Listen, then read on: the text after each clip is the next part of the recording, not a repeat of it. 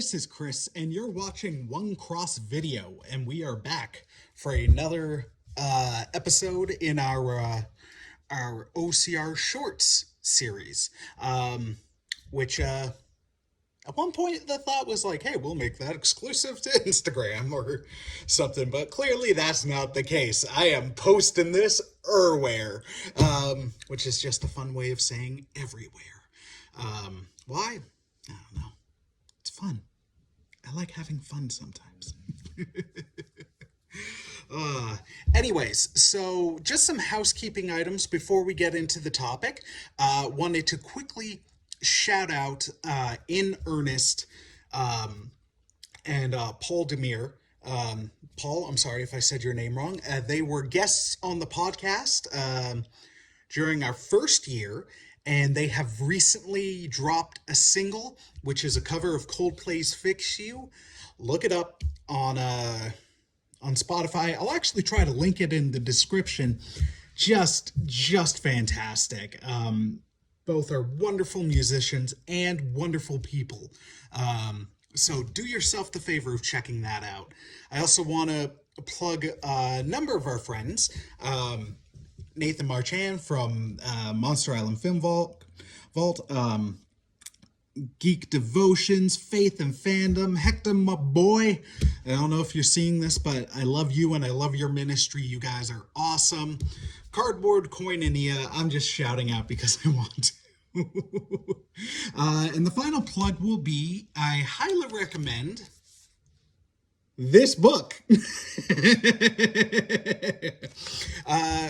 It is The Fantastic 42, A Fellowship Facing Doom with Hope. It is a fantastic devotional that I've plugged before and I'm plugging again. I got to be a part of it, and it's been wonderful to read.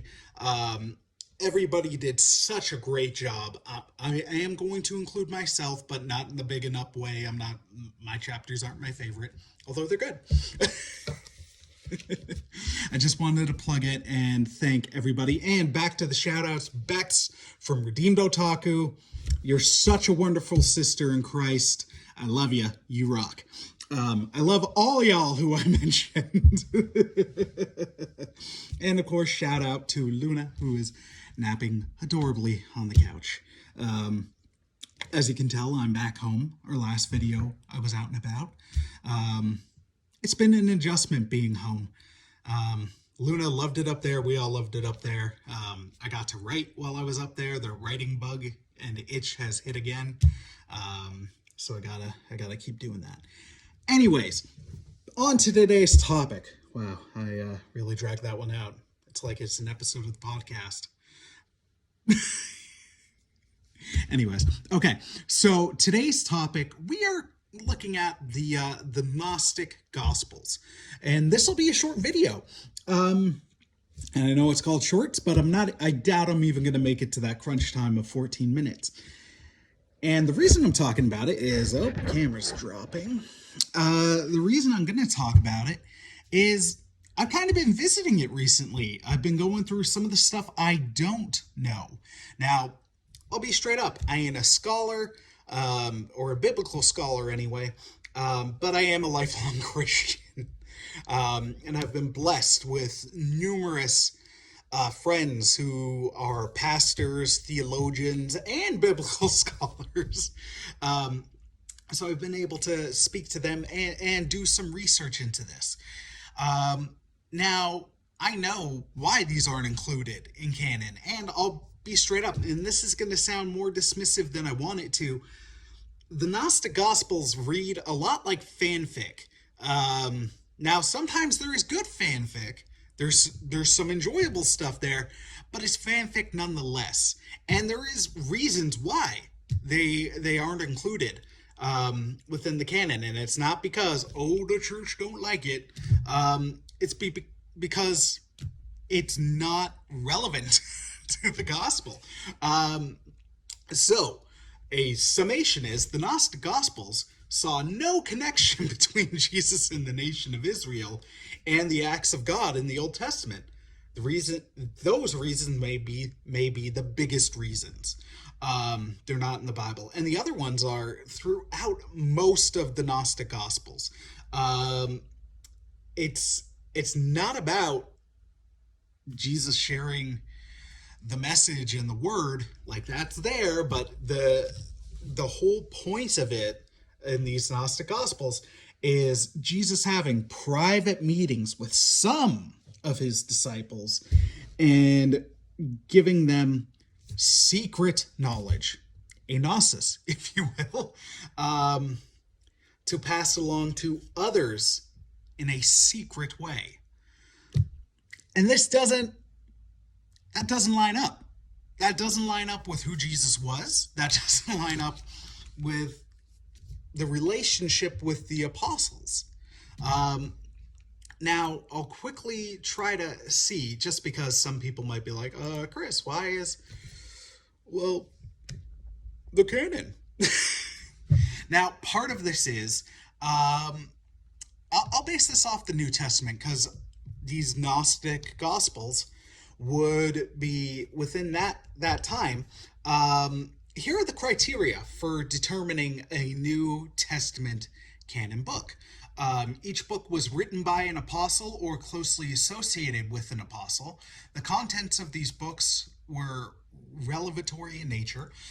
These books were universally recognized by the church in their teaching and preaching ministry, and these books were considered inspired because they bore the marks of inspiration.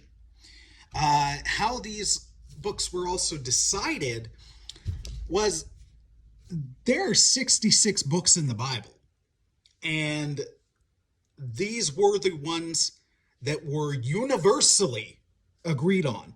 Now, that's not to say there weren't some books that other people held to, but they were not included in the official canon. The Luther Bible has, I can't remember which books, but it's got a couple books that aren't in the official canon. The Catholics have a number of extra stuff. And some of that stuff isn't bad. It's just not recognized as canon. I do want to find the other thing I had. Let's see. So, just to add a little bit more information about the Gnostic texts, and I'll link to this article. It's from Cold Case Christianity.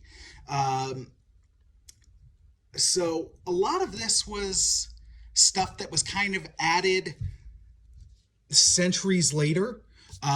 Interesting facts is the Gospels are all dated to be within the lifetime of the apostles, within that century. So it hadn't had chances to become legend that just got passed down. And a very, very interesting aspect of the Dead Sea Scrolls is the Gospel of John used to be challenged because they were like, oh, there's language in here that doesn't date to around that time. It doesn't make sense. We're assuming a lot of these things were added in post, like years later. And the Dead Sea Scrolls showed that that was not the case. The language was relevant to language being used even before Christ. And it's got the entire manuscript of Isaiah, and everything lines up.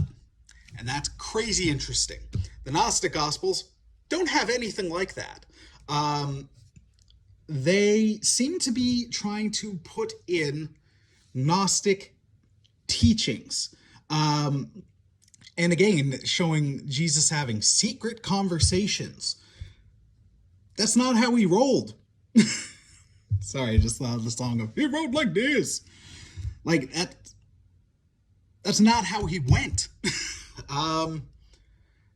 Okay, sorry. I'm just going to add some more stuff.